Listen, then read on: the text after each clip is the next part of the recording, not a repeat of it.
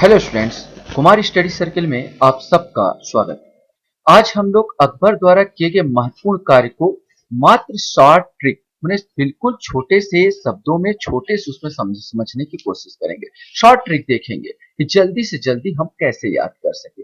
Only 2 minute में हमको चलना है। 2 मिनट में हम सारे जो उसके कार्य हैं उसको कंठस्थ कर सके और याद कर सके। तो चलिए पहले एक नजर देख लेते हैं उनका मेन महान कार्य क्या क्या थे। तो दास प्रथा का अंत उन्होंने 1562 में किया। हरम दल से मुक्ति 1562 में हुई। तीर्थ यात्रा का समाप्त 1563 में हुआ। जजिया कर की समाप्ति 1564 में उन्होंने की। फतेहपुर सिकरी की स्थापना और राजधानी का आगरा से फतेहपुर सिकरी स्थानांतरण 1571 में किया। इबादत खाने की स्थापना 1575 में किया। इबादत खाने में सभी धर्मों के लोगों के प्रवेश की अनुमति 1578 में दी। मजहर की घोषणा 1589 में की। दीन ए इलाही की शुरुआत 1582 में की और इलाही संबत की शुरुआत 1583 में की। तो इतने 10 ठो जो इनके मेन महान कार्य है उनको सन, विशेष करके सन पूछा जाता है। और हम सन को कैसे याद करें? जैसे आपसे क्वेश्चन पूछा दीन ए इलाही की शुरुआत कब हुई, या क्वेश्चन पूछ दिया कि भाई दास प्रथा का अंत क्या हुआ, 20 जजिया कर की समाप्ति कब हुई, कि लाइन नंबर 63 में हुआ या 64 में हुआ, या इबादत खाने की स्थापना कभी 75 में हुआ, अक्सर हमें याद नहीं रहता। अगर एक चीज हम यहाँ पर पकड़े कि पूरा जो सन जो देख रहे हो वो 1500, आप यहाँ पर देख रहे हो सब के सब किस में चल रहा, 1500 में चल रहा है। तो ये तो हम याद कर सकते हैं कि भाई अकबर ने जो भी काम किया 1500 ईस्वी में किया। अब 62, 63, 64 उसको कैसे याद करें? तो चलिए हम लोग चलते हैं। पहले हम लोग दो चीज को देखते हैं जो एक ही सन में हुआ। दास प्रथा का अंत 1562 और हरम दल से मुक्ति 1562। ये आप तो याद रखना पड़े, पहले ही बता चुका हूं कि अकबर के सारे काम 1500 माने अकबर का शासनकाल हम ये मान के चले 1500 से ईस्वी से संचालित है। तो 1561, 62, 63, 64 यह याद सर आसान हो जाएगा। तो अकबर को याद करें। अब अकबर की बात किया जाए, चाहे वो दास प्रथा का अंत करे या हरम दल का अंत करे। देखो दास प्रथा का अंत करता है, हरम दल का अंत का। हरम दल क्या है? हरम दल पेटीकोट शासन कहते थे। जब क्या होता था कि अकबर का जो माहम अनंगा, जो उनकी धाय मां जिसको कहते थे माहम अनंगा, जब उसके संपर्क में था, माने उसके कोई इशारों पर अकबर नाच रहा था, तो हम उसी को पेटीकोट शासन या हरम दल कहा जाता है। तो हरम दल से जब उनको मुक्ति मिली उसको, तो चाहे दास प्रथा से मुक्ति मिली चाहे हरम दल से मुक्ति मिली, कुल मिला के उनका व्यय में कमी हुआ। चाहे भाई नौकर को हटाओगे, नौकर नहीं रखूंगा, हरम दल में लेडीजों का दल को नहीं रखूंगा, तो व्यय में तो कम होगा ना भैया। अगर व्यय कम हुआ तो कैसे याद करो? व्यय माने 62, तो याद रखेगा 1562। इस प्रकार आसानी से याद हो जाएगा। अब आता है हमारे सामने तीर्थ यात्रा के समाप्ति कब हुई? 1563। अब तीर्थ से याद करो, तीर्थ माने तीरथ, तीरथ माने 63, या वैसे आ जाएगा तीरथ। तीर्थ से यहीं से याद करो 1563, तीर्थ माने तीरथ और तीरथ माने ऐसे करोगे तीरथ माने 63, इसके करीब है, आसानी से याद होगा। अब आता है जजिया कर का समाप्त जो 1564 में हुआ था। जजिया कर क्या है?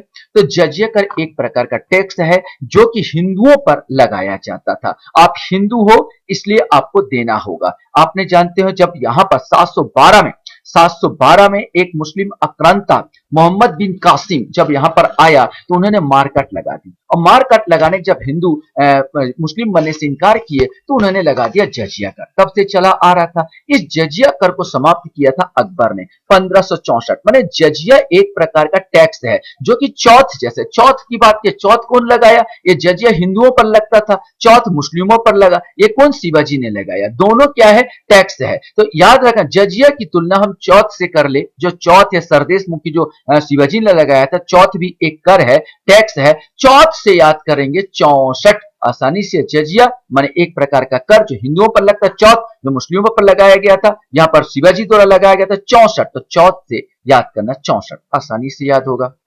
अब हम याद करते हैं फतेहपुर सीकरी की स्थापना और राजधानी का आगरा से फतेहपुर सीकरी स्थानांतरण कब हुआ? 1571 को हुआ। अगर क्वेश्चन पूछे भाई फतेहपुर सीकरी की स्थापना कब हुई? जब गुजरात, अकबर जी जब गुजरात विजय करके आए थे उसी के उपलक्ष्य में उन्होंने क्या किया था? फतेहपुर सीकरी की स्थापना की थी। और वहीं पर आगरा आगरा से फतेहपुर सीकरी अपनी राजधानी स्थानांतरित की। तो दोनों सन जो है, चाहे फतेहपुर सीकरी की स्थापना हो या आगरा से फतेहपुर सीकरी स्थानांतरण राजधानी का 1571 में हुआ। कैसे याद करें हम 1571 को? तो ध्यान रखो, फतेह, फतेह माने होता है किसी की जीत, माने एक की जीत, और तो एक की अगर जीत होगी तो एक की क्या होगी? हार होगी। अब एक की हार होगी 71, 71 याद रखना, एक की हार 71, तो अब याद हो जाएगा 71 माने एक की हार। तो इस प्रकार का याद कर लोगे। यहीं पर हम लोग देखते हैं जो छठवां पॉइंट है, इबादत खाने की स्थापना कब हुई? 1575। इबादत खाना मतलब क्या होता है? पूजा ग्रह। पूजा ग्रह की स्थापना 1575 को हुई थी। कैसे याद रखे? इबादत खाना माने दावत खाने, माने आपको इबादत खाना ऐसे लिख लो ना, दावत खाना माने दावत में कोई बुलाए। अब दावत में खाने जाओगे तो भाई दावत खाना तो पचाना पड़ेगा। अब पचाना क्या होगा? आंत में पचता ना सबके सब, जो भी पचाओगे आंत में पचाओगे, तो बस हो जाएगा पच पच पच 75। तो ये आज होगा पच अत, यहाँ पर पच किए और यहाँ पर अत किए, पच अत तो 75 याद हो गया। दावत बस याद रखना यार, ये बात, इबादत खाना, जहां इबादत खाना आए दिमाग में दावत खाना, दावत खाना मैंने दावत खाने जाऊंगा तो मेरे को पचाना पड़ेगा, पचाएगा आंत में, तो 75 आसानी से याद हो जाएगा। 75 ऐसे करके ये आपको बन जाएगा। ठीक इसी प्रकार इबादत खाने में सभी धर्मों को लोगों को प्रवेश की अनुमति 1578 में दिया। अब हम यहाँ पर प्रवेश का है, प्रवेश की अनुमति कैसे याद करें? दावत खाने गए लेकिन प्रवेश नहीं दिए, अटका दिए। अटका दिए से याद करना, अटका दिए मैंने प्रवेश नहीं दिए, अटका दिए यहां पर, तो 78 अटका दिए मैंने 78, ये भी आसानी से याद हो गया। अब आता है मजहर की घोषणा 1589। तो सबसे पहले आपको यह समझना होगा मजहर क्या होता है। मजहर माने अकबर ने स्वयं को मजहर घोषित किया, अर्थात जितने भी धार्मिक क्रियाकलाप होंगे उसका निपटारा, माने वाद विवाद, धार्मिक वाद विवाद का निपटारा कौन करेगा? अकबर। अकबर अपने को प्रधान मजहर घोषित किया। मतलब एक प्रकार होता है, मजहर का अर्थ होता है धर्मों के विवादों को निपटाने वाला या न्याय करने वाला, यह एक प्रकार का न्यासी। मजहर माने एक प्रकार का न्यासी, माने पूरा आपका ट्रस्टीशिप धारण कर लिया, भाई मैं सब धर्मों का वो करूंगा। आपको ये अगर पता हो गया, मजहर का अर्थ पता हो गया, धर्मों को विवादों को निपटाने वाला माने न्याय करने वाला, अर्थात न्यासी करके हम याद करें तो न्यासी माने 79, ये आसानी से याद हो जाएगा। तो मजहर की घोषणा कब हुई? तो 1579। पहले ही बोल दिया हूं कि भाई जो भी आपको याद करना 1500 से याद करना, तो ये आसानी से याद होगा।